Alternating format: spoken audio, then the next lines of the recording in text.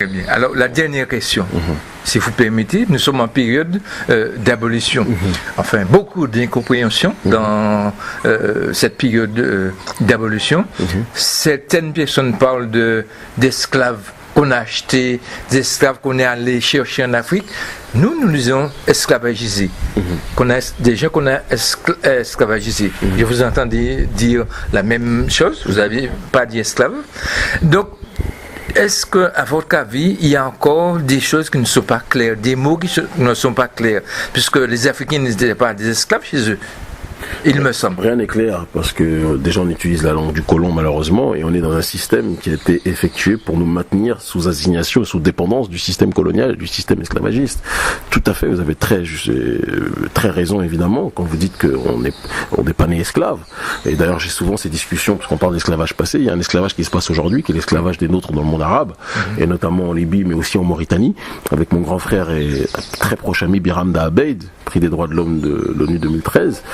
Qui rappelle que ceux qu'on fait esclaves ne sont pas des esclaves originellement parlant. Il y a un système qui les pousse à aller dans cette voie. N'oublions jamais qu'en Afrique, ceux qui étaient arrachés et déportés, hommes et femmes, pour être faits esclaves par la suite, pour être traités en esclaves, c'était les femmes de quelqu'un, c'était les hommes de quelqu'un, c'était les fils de quelqu'un, c'était les hommes. Et parfois, il y a même, on parle de Toussaint Louverture. Toussaint Louverture est issu d'une famille royale du côté du Dahomey. Donc c'était pas quand on dit oui esclaves, non.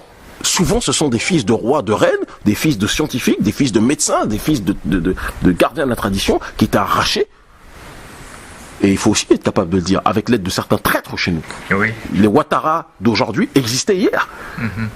Mais il est temps que ces Ouattara d'hier puissent être plus que jamais déboulonnés aujourd'hui. Et c'est le travail que nous effectuons. C'est pour ça qu'on dit qu'une civilisation est détruite par l'extérieur que si elle est rongée de l'intérieur. Et c'est pour ça qu'il est temps que l'on comble les trous, d'accord, que laissent ces gens lorsqu'ils ouvrent la porte à l'ennemi pour que l'ennemi puisse venir se servir. Hier, c'était se servir en capital humain. Aujourd'hui, c'est se servir par rapport à nos matières premières.